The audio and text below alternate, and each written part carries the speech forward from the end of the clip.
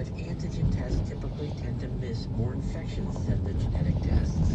So the FDA is saying the results of antigen tests may need to be confirmed by a genetic test.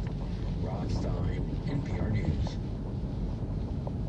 Nevada is starting the first phase of its plan to lift COVID-19 restrictions this weekend. Mom was here. I don't know that there's all these supermarkets. It's not a moment too soon for rural communities that have been wrestling with the stay-at-home order. J.J. Goycochea is chairman of the Eureka County Commission in rural northern Nevada. He's also tasked with coordinating between rural communities and the state during the reopening process. He says while the plan was being developed, some rural counties were close to reopening on their own in defiance of state orders. We spent a lot of hours over the last 5 or 6 days calling all these rural county commissioners. Are you okay? What do you need? This is what we're doing. How can we help?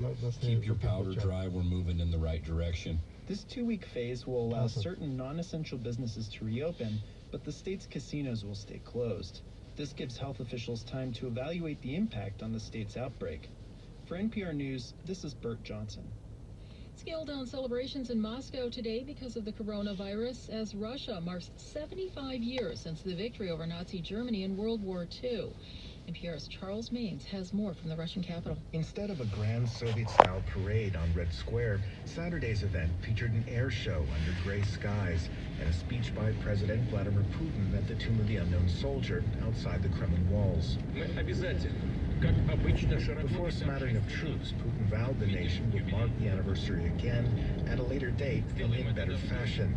Considered one of Russia's most revered holidays for honoring the 20 million Soviets killed in the fighting, Victory Day has taken on added political weight in Putin's Russia, where history and rising nationalism have often blurred.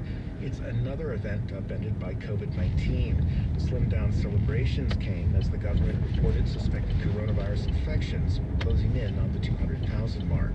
Charles Maines, NPR News, Moscow. And you're listening to NPR.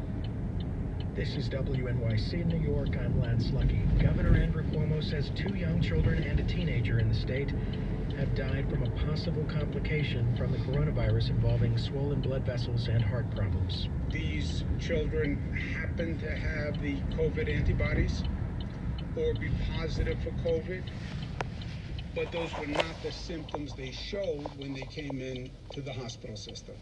At least 73 children in New York have been diagnosed with symptoms similar to Kawasaki disease, a rare inflammatory condition, and toxic shock syndrome. Cuomo announced the 2 additional deaths today after discussing the death of a 5-year-old boy yesterday at a New York City hospital. There's no proof that the virus causes the syndrome. New York City transit officials say they're providing buses for homeless people to shelter from unseasonably frigid weather this weekend during newly instituted overnight subway closures. The subway system has been shutting down from 1 to 5 a.m. as part of an outbreak-related plan for daily train disinfecting. City outreach workers have been persuading homeless people to leave the system for shelters during the shutdowns. With temperatures around the freezing mark, transit officials said they would also provide a limited number of buses at end of stations today and tomorrow. St. John the Divine held its annual blessing of the bicycles this morning.